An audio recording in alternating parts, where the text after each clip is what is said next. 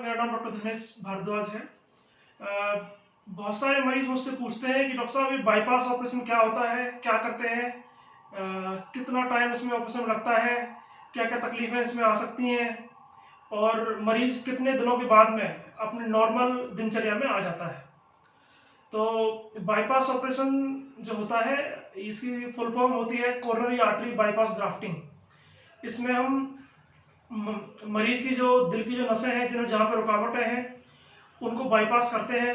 जिस तरह से एक रोड होता है वो ब्लॉक हो जाता है तो सरकार एक नया रास्ता बना देती है, नई सड़क बन जाती है तो वहाँ से जो ट्रैफिक है डाइवर्ट हो जाता है।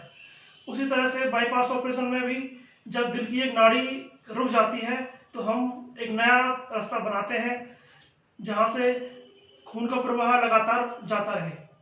तो उसमें जो नसें जो ली जाती हैं, आपकी छाती से नस ली जाती है, कई बार हम हाथ से नस लेते हैं और पैरों से नसें ली जाती हैं। उन नसों के द्वारा हम जो ब्लॉकेज को बाईपास करते हैं जिससे कि दिल की ब्लड खून की जो सप्लाई है दोबारा से नॉर्मल तरीके से चलती रहे। ये ऑपरेशन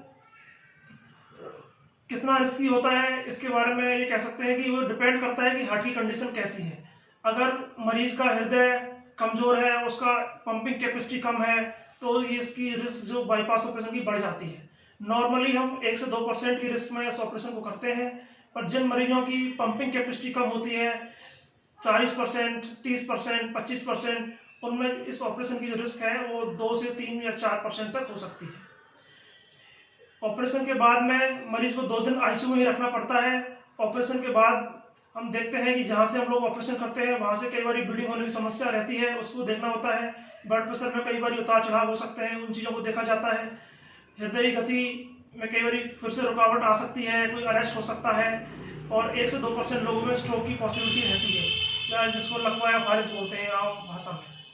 तो इन सारी चीज़ों को ध्यान रखने के लिए मरीज को आईसीयू में ही 48 घंटे तक रखा जाता है और उसके बाद जब मरीज एक बार होश में आ जाता है उसको फिर हम वेंटिलेटर से निकाल देते हैं और धीरे धीरे जैसे ही टाइम पास होता है उसकी और सारी लाइंस और पाइप धीरे धीरे निकल जाती हैं और मरीज नॉर्मल चलने फिरने लगता है। एक ऑपरेशन में एडमिशन से लेके डिस्चार्ज तक लगभग 6 से 7 दिन का टाइम लग जाता है अगर सब कुछ स्मूथ तरीके से हो रहा है।